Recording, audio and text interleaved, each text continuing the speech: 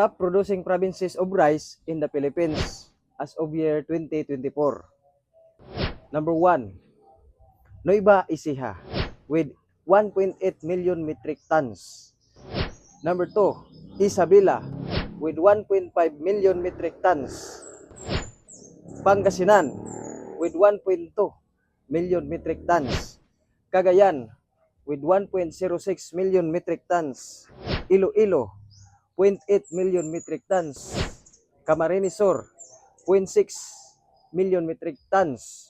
Maguindanao 0.6 million metric tons. Tarlac 0.6 million metric tons. Bukidnon 0.5 million metric tons.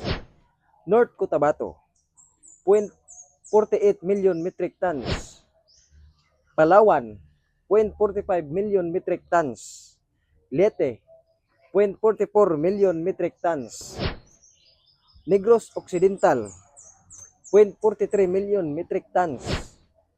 Pampanga 0.42 million metric tons. Ug Zamboanga del Sur 0.41 million metric tons. Mauni nga mga probinsya ang top producer of rice dinhi sa atong nasod sa Pilipinas.